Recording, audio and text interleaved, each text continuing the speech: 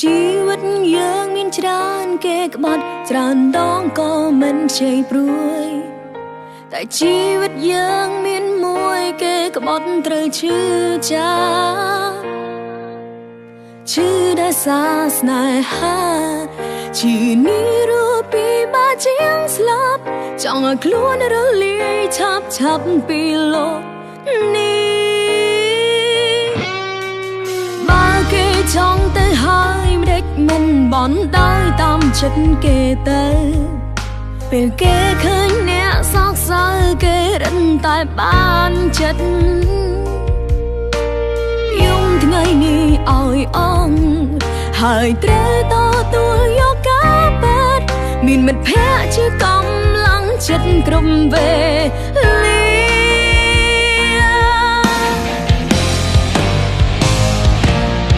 អារម្មណ៍ពេលសោយនេះទឹកនេត្រា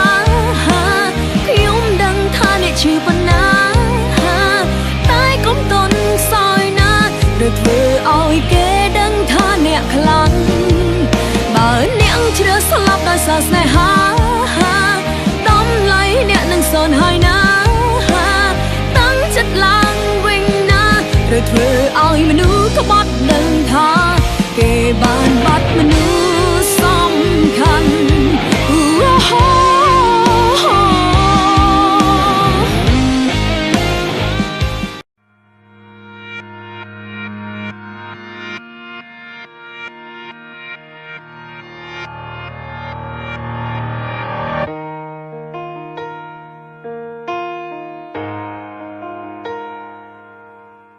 ជីវិតយើងមានច្រើនគេក្បត់ច្រើនដងក៏មិនជ័យព្រួយ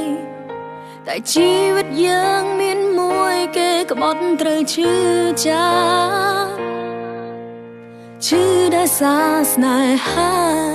ឈឺនេះរូបពីបាជាងស្លាប់ចង់ឲ្យខ្លួនរលាយឆាប់ពីលោកនេះបើគេចង់ទៅហើយម្ដេចមិនបន់ដោយតាមចិត្តគេទៅ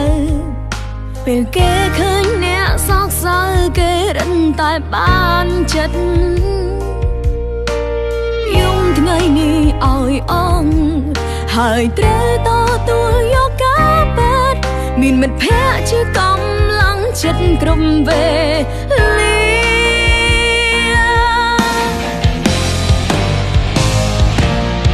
អារម្មណ៍ពេលសោយនេះទឹកនេត្រាខ្ញុំដឹងថាអ្នកឈឺប៉ុណ្ណាតែកុំតន់សោយណា